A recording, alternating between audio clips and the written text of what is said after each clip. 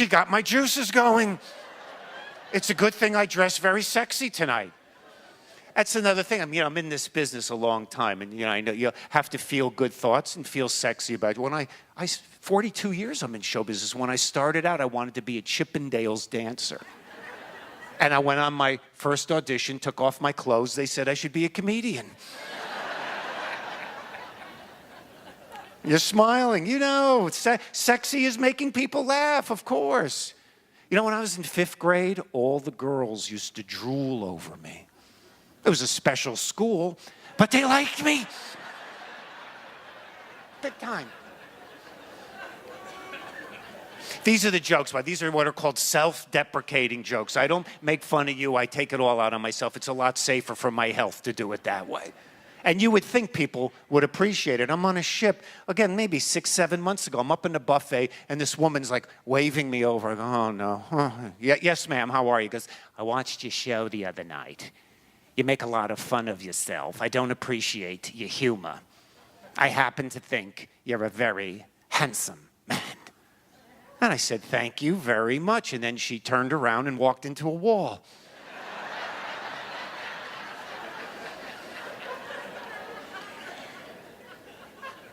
But you understand, look at these 3 hot-looking babes in the front row here.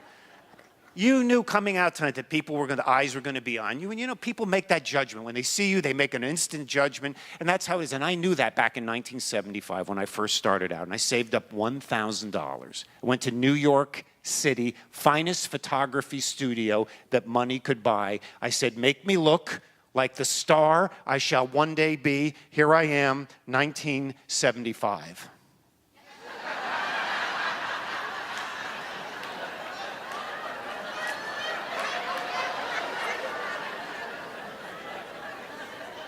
I want my money back. Roughest, you ever been to a biker bar? Probably not. This place, like a 2 tattoo minimum just to walk in. The ladies' room had urinals in it. This is a rough joint. So at the end of the show, the bikers want to go have a beer with you. And I can have like 1 beer in it, but they get a little wasted. And they've never met ethnic people like me from the East Coast. So it always starts that they get real chum. I want to ask you a question. I go, yeah, sure. What do you need to know? They go, how come you Jews, I like it when they started out, you Jews. I'm looking around. Maybe a bus showed up. Who's here? What? Where's Uncle Morty? Did I get a toy? Who came? Company's here. I go, how come you always lawyers and doctors and in show business? You different than us? I go, hey, man, read your basic U.S. history. Like all the great ethnic people that came to the United States, we assimilated, got with the program, end of story. However, if you want one, and I mean one teeny, tiny difference, we don't seek dangerous jobs like everybody else. Because let's face it, when they find a telephone worker slumped over an electrical pole with 10,000 volts shooting through his body, do you think that's Murray Sheckelstein?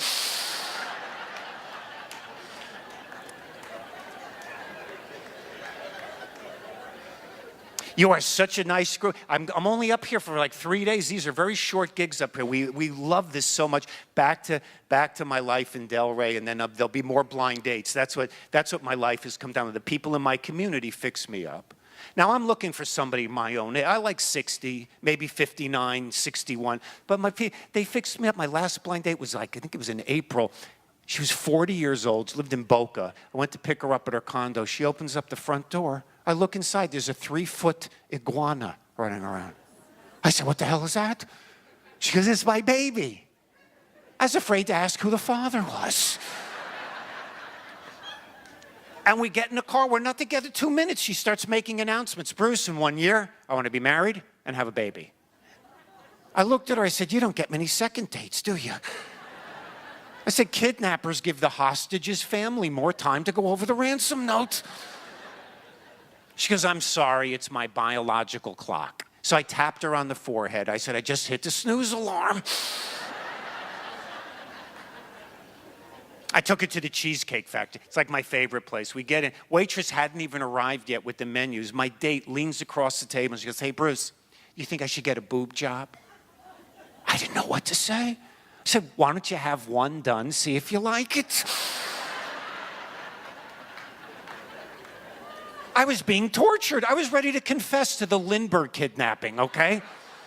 Do you ever feel that God has put a curse on your life for something you did a long time ago? You got to pay for it every day. It's true.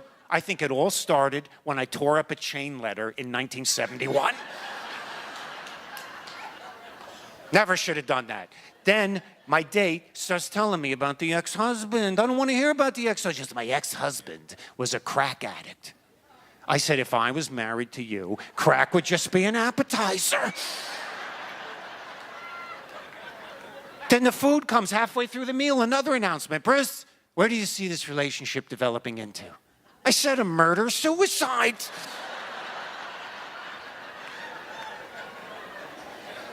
I'm driving her home as fast as I can. Another announcement. Bruce, you know something, I'm not like the other women. I don't go all the way on the first date. I said, I didn't think you did, and I dropped her off at the bus stop.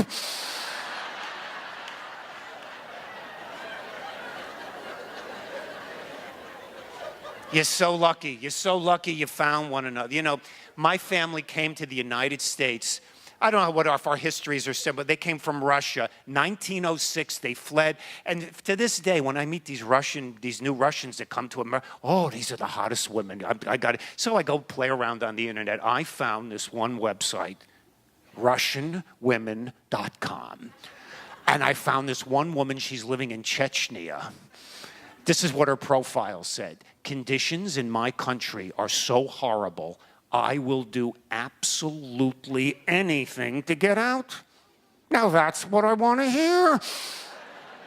So I emailed her my photo. She writes back, I think I'm going to tough it out here for a while.